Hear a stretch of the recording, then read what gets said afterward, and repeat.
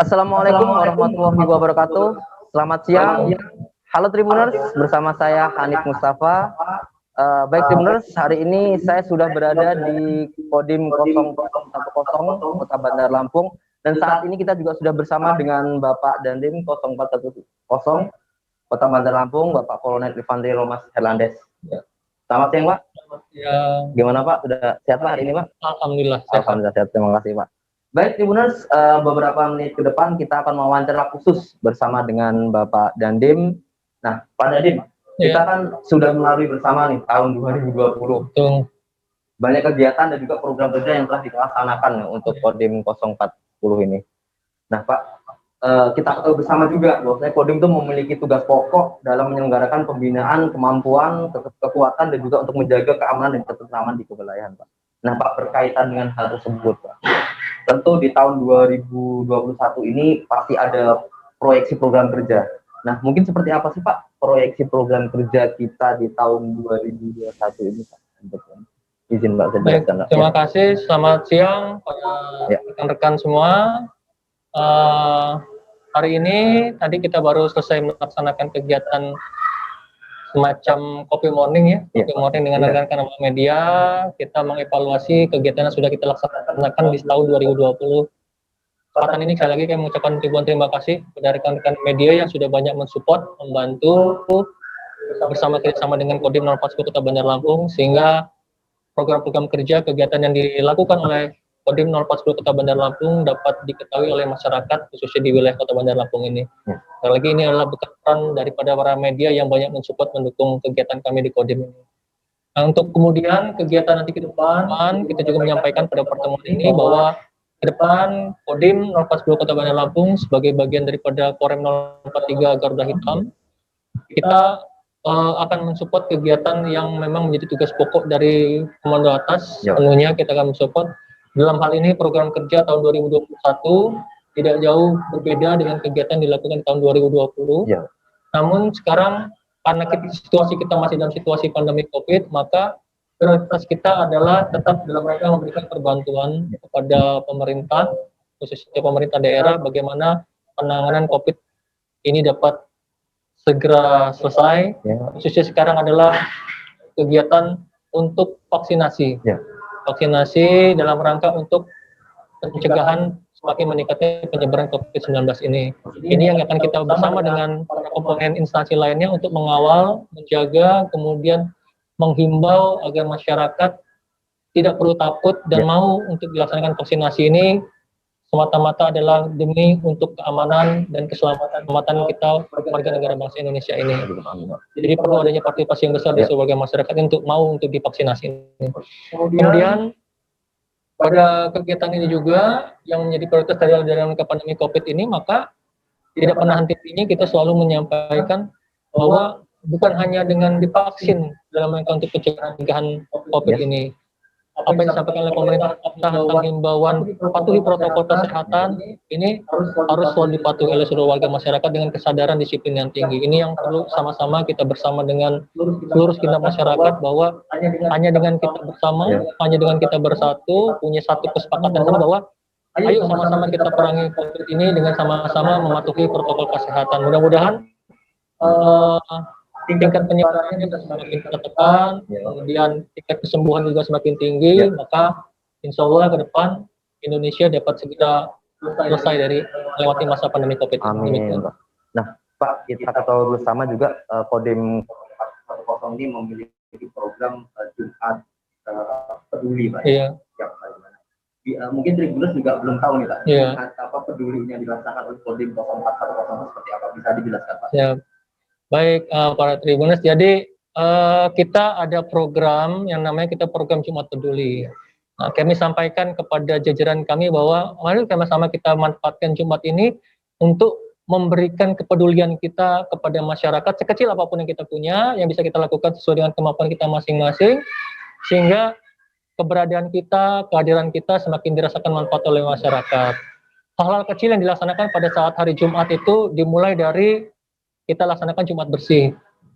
Kita bantu kepada bersama dengan masyarakat sekitar laksanakan gotong royong pembersihan di sekitar tempat masing-masing.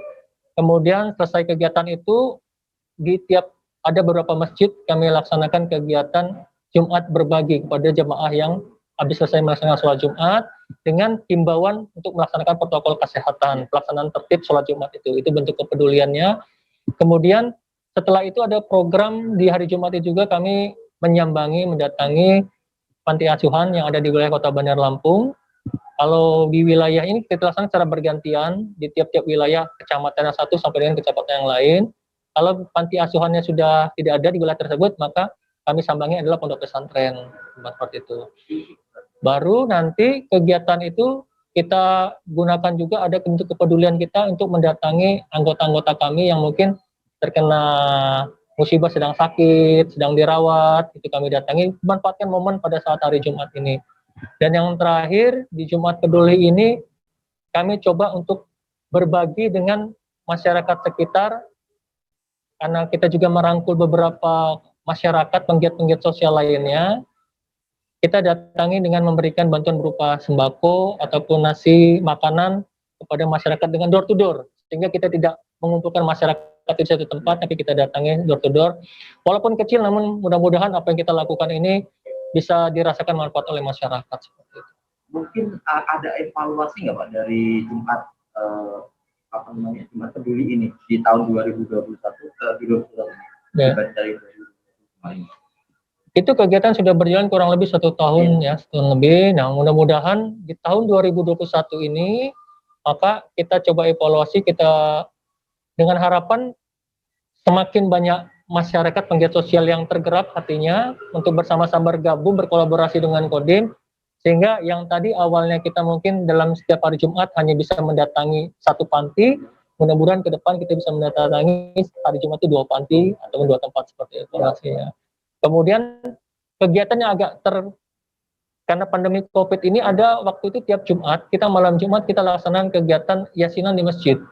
Yasinan di Mina ini agak kita hentikan karena pandemi ini, kita alihkan dengan melaksanakan doa bersamanya di satuan masing-masing seperti itu. Karena kita juga berusaha supaya tidak membuat kerumunan atau kerumunan, namun kegiatan ibadah tetap dilaksanakan. Mudah-mudahan bila pandemi ini segera selesai, kegiatan-kegiatan sosial lainnya bisa segera kita laksanakan sehingga seperti sebelum terjadi pandemi ini. Oh, seperti itu Pak. Siapa?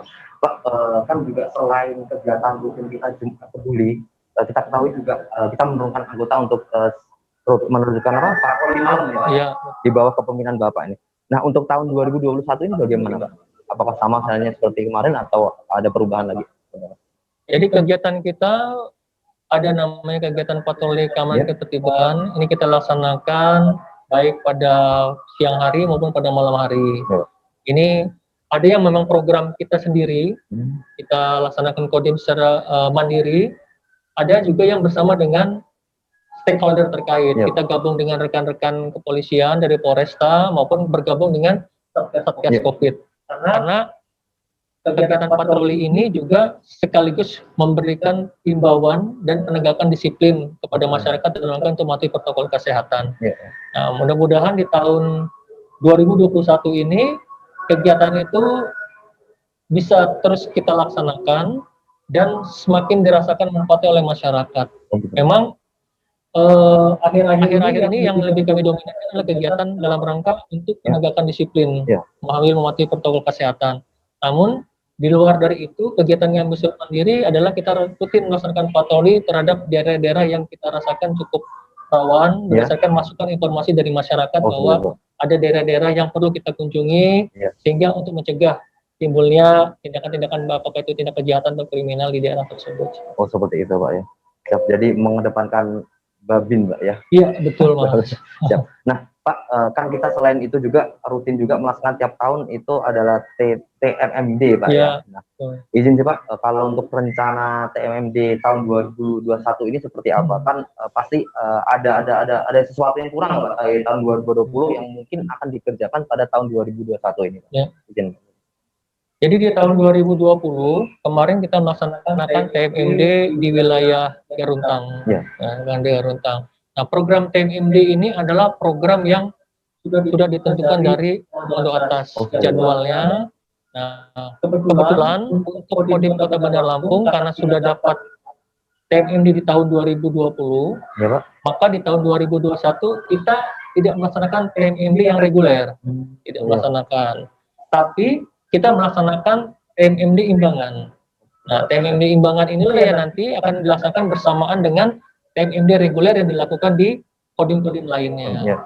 Jadi kita sudah bekerja sama dengan pemerintah daerah, Ya. kita minta masukannya, daerah mana yang kira-kira nanti akan menjadi sasaran TMMD imbangan ini. Gitu. Nah, dengan termasuk juga dengan support anggaran yang nanti bisa diberikan oleh pemerintah daerah dalam rangka pelaksanaan TMMD imbangan ini. Gitu. Nah, mudah-mudahan TMMD ini bisa berjalan tidak jauh berbeda dengan kegiatan TMMD yang sudah dilaksanakan di tahun 2020, di mana kita bisa memberikan beberapa sarana fasilitas yang memang sangat dibutuhkan oleh masyarakat, apakah itu berupa jalan, jembatan, atau bentuk perumahan dan sarana MCK seperti itu. Ini akan sangat dibutuhkan oleh masyarakat di wilayah Kota Bandar Lampung.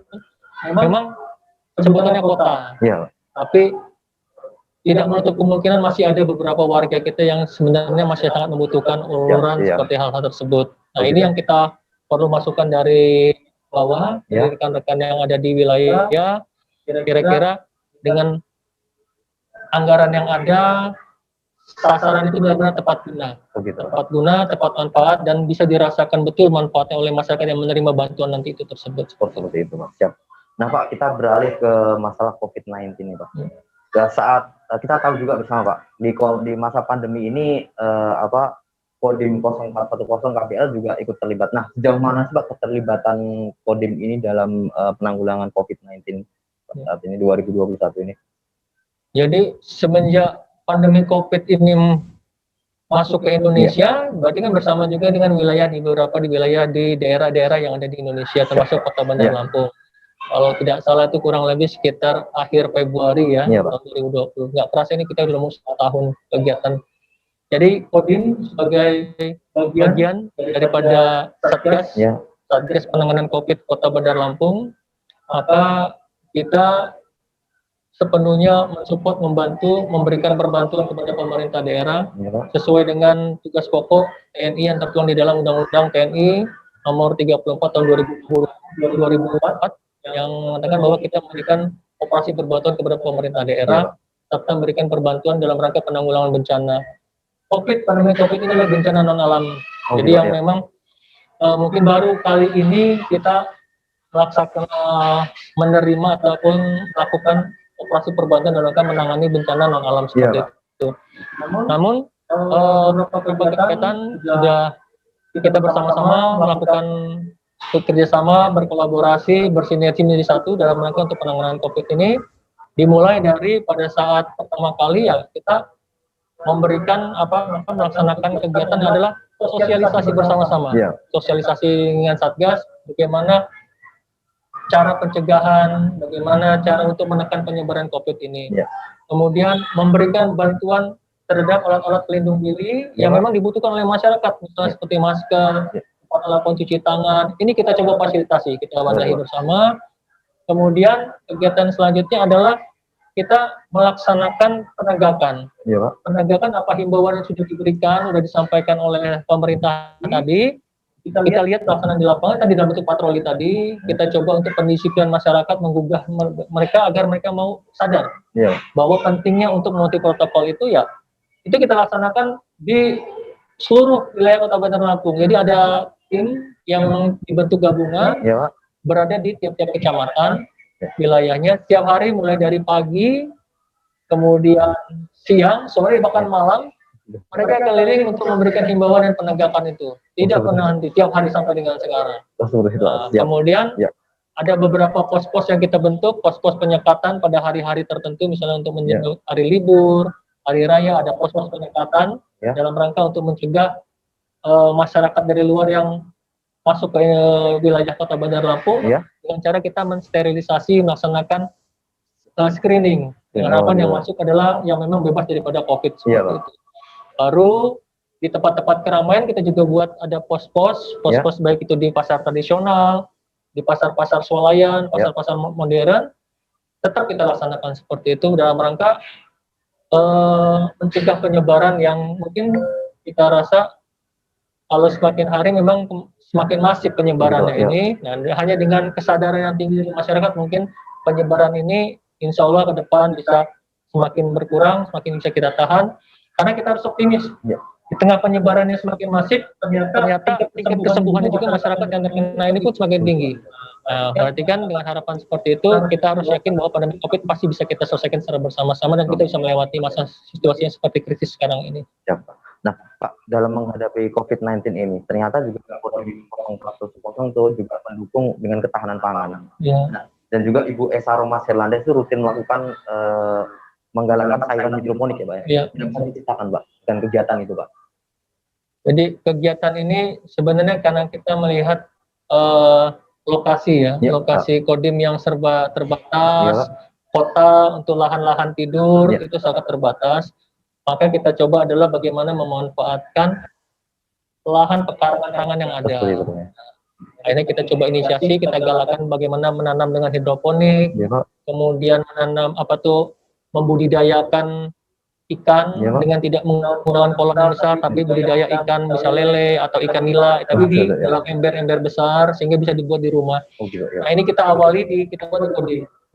Kodim kita awali, kemudian masing-masing koramil membuat, kemudian para babinsa bisa mensosialisasikan, mengajak masyarakat binaannya untuk ayo sama kita manfaatkan bahan pekarangan yang ada pada masyarakat sambil situasi pandemi COVID seperti ini kita susah keluar. Kita manfaatkan apa yang ada di wilayah di sekitar rumah kita manfaat, mudah-mudahan itu bisa menghasilkan dan bisa membantu ekonomi daripada keluarga itu. Oh, seperti itu, Pak. Siap. Pak, beralih lagi masalah COVID nih, Pak, tentang protokol kesehatan. Nah, aparat Kodim 0410 kan juga terlibat, Pak. Nah, sejauh ini pernah nggak, Pak, kejadian yang luar biasa, Pak? Kan di daerah tempat lain tuh juga ada pertentangan lah ibaratnya, masyarakat diingatkan malah menentang. Nah, mungkin di sini ada kejadian seperti itu nggak, Pak? Kalau ada pro kontra dalam suatu kegiatan itu hal yang lumrah ya, seperti itu. Yang sebenarnya masih dalam tetapan koridor yang baik, masih peraturan yang baik seperti itu. Memang pada saat di awal memang kita agak kesulitan karena kita ya tadi baru pertama kali kita mengalami musibah bencana non alam ini, kemudian sosialisasi kita belum secara masif menyampaikan, jadi mungkin ada beberapa daerah yang jauh dari pusat kota, mereka belum mendapatkan informasi yang bagaimana penanganan COVID ini yang baiknya seperti itu. Nah, itu dirasa pada sudah di awal-awal itu ada korban masyarakat yang meninggal yang dikarenakan terkena virus corona ini. Karena tadi pemahaman masyarakat yang kurang, sosial kita juga yang belum secara masif disampaikan, akhirnya ada beberapa daerah yang menolak kalau dimakamkan jenazah karena pasien COVID corona ini. Nah, itu sempat kita memang pada saat kita memakamkan di titik sini, masyarakat, Pak jangan di sini Pak, nanti menyebarkan pada masyarakat yang ada di sini. Itu. Dengan berbagai argumen dan alasannya lah seperti itu. Kita sampaikan ini tetap tidak mau. Sudah. Pindah lagi tempatnya. Akhirnya ini buat pembelajaran kita bersama. Waktu itu kita evaluasi bersama Satgas. Bagaimana ketika tidak terjadi seperti itu, dan alhamdulillah pembelajaran itu mungkin sekali saja terjadi. Nah, begitu yang selanjutnya setelah diberi pengertian, diberi pembelajaran edukasi yang baik, bagaimana kita sebagai warga yang bermasyarakat, bagaimana dari segi kesehatannya bahwa itu tidak akan menularkan pada, akhirnya sekarang masyarakat begitu ada pasien yang meninggal dengan COVID, insya Allah di Kota Bandar Lampung tidak ada yang menolak lagi seperti itu. Jangan karena mereka sudah menyadari bahwa selama kita masih mematuhi protokol kesehatan, kemudian demi juga karena kemanusiaan, maka siapapun nanti bisa kita makamkan di tempat yang memang diharapkan dari pihak keluarganya, untuk dimakamkan di titik tempat tersebut. Mudah-mudahan ke depan tidak ada lagi penolakan seperti itu. Seperti itu, siap. Kalau di Kodim sendiri, Pak, sejauh mana Pak untuk para aparat ini, Pak? TNI ini menaati prokes di lingkungan kita, Pak? Ya. Sama. Jadi kadang ada isonya jarkoni, iso ngajar, orang iso ngelakoni. Nah, seperti itu. Nah, kami sekali lagi kepada jajaran kami menyampaikan bahwa diawali dari kita dulu. Diawali dari kita, kemudian diawali kita di perkantoran, kita di rumah, baru kita bisa memberikan edukasi kepada masyarakat di sekitar kita. Oh gitu Pak. Bagaimana kita bisa mengedukasi masyarakat kalau kita ya sendiri tidak melakukan, kita sendirinya sakit. Oh gitu Pak. Seperti itu. Nah, ini memang perlu pemahaman penyampaian yang baik kepada anggota bahwa kalau saya sampaikan, bila kita sayang kepada keluarga kita, sayang pada anak istri kita, maka sayangi diri kita. Jangan kita menjadi carrier yang akan membawa penyebaran virus ini kepada keluarga kita. Caranya ya berarti lindungi diri kita. Lindungi diri kita dengan selalu patuhi protokol kesehatan sampaikan oleh pemerintah, agar kita tidak menularkan kepada orang lain dan kita juga tidak tertular kepada orang lain. Kalau usaha itu sudah kita lakukan dengan maksimal, maka kalau ternyata kita masih juga terkena virus seperti itu, berarti memang sudah, kalau kita kembalikan lagi apa istilah takdir. Nah, Tuhan yang nyampaikan ya kalau kita kena sakit dan sebagainya itu udah. Tapi minimal kita sudah berusaha dulu untuk melakukan berbagai ikhtiar, berbagai usaha untuk supaya tidak terkena virus corona ini. Oh gitu, siap Pak. Pak sedikit aja Pak, beralih ke Pak Nadiem sendiri. Kami juga mendengar Bapak akan melanjutkan sekolah lanjutan perwira TNI Pak ya. Bisa berbagi cerita Pak terkait itu Pak? Mudah-mudahan nih doanya ya. Amin doanya. Amin ya.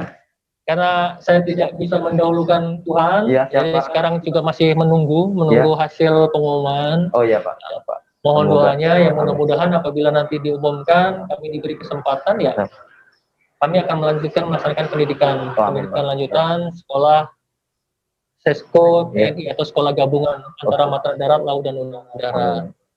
Ya, ini adalah hal dalam rangka pengembangan karir, dan mengisi kemampuan sumber daya manusia yang mudah-mudahan sekali lagi Tuhan meridhoi saya diberi kesempatan seperti itu. Namun kalaupun misalnya belum ya, berarti masih ada kesempatan yang lain di lain waktu. Mudah-mudahan kesempatan itu di lain waktu, di lain tempat bisa kita dapatkan juga. Semoga mendapat kesempatan tersebut. Amin. Amin. Pak, Anda sendiri Pak, seperti apa sih Pak cita-citanya dalam pengabdian di TNI ini Pak? Izin Pak, bisa berbagi juga pada Tribuners Pak. Kalian. Kalau cita-cita di TNI, ya sekarang sudah jadi TNI Mas. Pengabdiannya. Jadi saya tidak terlalu tinggi, tidak terlalu muluk. Intinya saya juga selalu menyampaikan kepada di mana tempat kami bekerja, kepada rekan-rekan, pada anggota, bahwa dimanapun kita berada, jadikanlah kita ini bisa kehadiran kita bermanfaat buat orang-orang di sekitar kita. Oh seperti itu Pak. Sekecil apapun itu. Masyarakat merasakan akan kehadiran kita, merasakan akan manfaat bahwa keberadaan kita, seperti itu sudah suatu hal yang cukup memotivasi kita untuk selalu bisa berbuat baik, berbuat selagi usia masih ada, kesempatan ini masih ada, kenapa tidak kita lakukan itu? Karena kita hidup di dunia ini kan berarti untuk menyiapkan bagaimana kita untuk hidup di kehidupan yang selanjutnya. Oh seperti itu. Nah Pak, pertanyaan terakhir Pak untuk Bapak. Mungkin harapan Anda Pak untuk situasi di Kota Bandar Lampung dan Provinsi Lampung saat ini Pak, pada umumnya.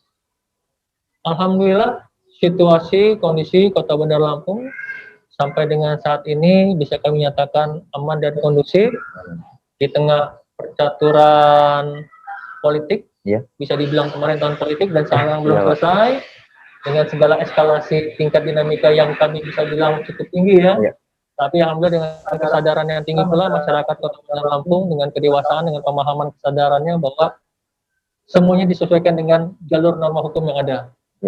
Tinggal kita lihat ini prosesnya, dan mudah-mudahan ya sampai dengan nanti pelaksanaan pilkada selesai, situasi tidak jauh berbeda dengan saat ini. Jadi dalam keadaan kondisi aman dan kondusif. Begitu juga tengah situasi ramainya sekarang musibah bencana. Memang di akhir tahun dan awal tahun itu rawan terjadi bencana siklus tahunan, dan sudah kita lihat ada beberapa daerah, ada yang banjir, ada yang gempa, tanah longsor, dan sebagainya. Tidak menutup kemungkinan di wilayah Kota Bandar Lampung ini juga. Memang ada beberapa daerah yang langganan banjir, karena mungkin ada bentuk sistem perairannya yang kurang baik seperti itu, karena aliran sungainya yang cukup terbatas, sedangkan di daerah apabila hujan yang cukup lebat, kiriman lebih besar daripada daya tampung sungainya, maka itu daerah ada beberapa yang memang tiap kalau hujan lama lebat pasti banjir seperti itu. Namun ini sampai saat ini masih bisa terkendali dan aman, dan masyarakat masih bisa hidup secara normal, dan tidak ada kemungkinan. Itu pun selalu kami dorong kepada pemerintah daerah beserta dengan masyarakat, ayo sama-sama kita benahi tempat tersebut. Iya, Pak. Kita benahi tempat tersebut sehingga musibah yang sebenarnya bisa kita prediksi, bisa kita antisipasi, ini tidak terulang terjadi seperti itu. Saya selalu menyampaikan kepada masyarakat bahwa apabila kita menjaga alam, maka insya Allah alam akan menjaga kita. Jadi semua kembali kepada kita. Kalau kita tidak menjaga alam, maka alam pun tidak akan menjaga kita. Itulah adalah hukum alam yang sering terjadi. Nah, inilah kesadaran masyarakat bagaimana mencegah supaya tidak terjadi musibah-musibah seperti itu. Ya, kita harus merawat alam kita ini dengan baik. Oh, seperti itu, Pak. Siap, Pak. Terima kasih, Pak. Baik, Tribuners, berakhir sudah kita wawancara khusus bersama dengan Bapak Kolonel Infantri Romas Herlandes. Terima kasih, Pak, atas waktunya, Pak. Mas. Kita akhiri Tribuners. Wassalamualaikum warahmatullahi wabarakatuh. Waalaikumsalam.